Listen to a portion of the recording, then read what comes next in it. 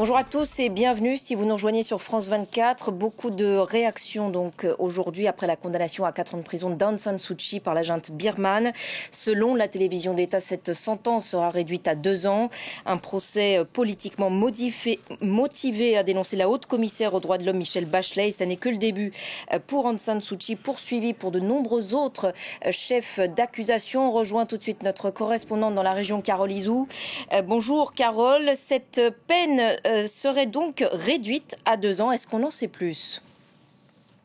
Oui, alors ça vient d'être annoncé, on n'en sait pas beaucoup plus. Le porte-parole de la junte parle d'une grâce partielle. C'est le porte-parole de la junte qui a fait cette annonce, puisque non seulement ce procès se déroule à huis clos, non seulement les journalistes ne sont pas autorisés à y assister, mais en plus les équipes d'avocats d'Aung San Suu Kyi ne sont plus autorisées à parler à la presse depuis plusieurs mois déjà. Donc qu'est-ce que ça signifie cette réduction de peine ? C'est surtout une façon pour les militaires de tenter de prouver qu'ils font preuve de clémence et d'apaiser peut-être non seulement les réactions internationales, mais un embrasement éventuel à l'intérieur de la Birmanie.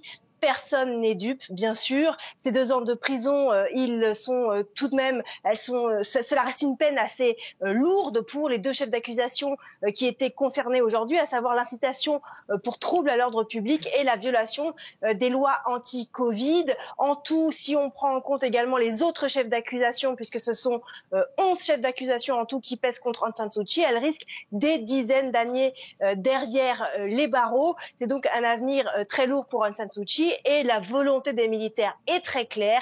Il s'agit de la mettre, elle et ses alliés politiques, définitivement hors du jeu politique en Birmanie. Merci beaucoup Carole pour vos précisions depuis Bangkok.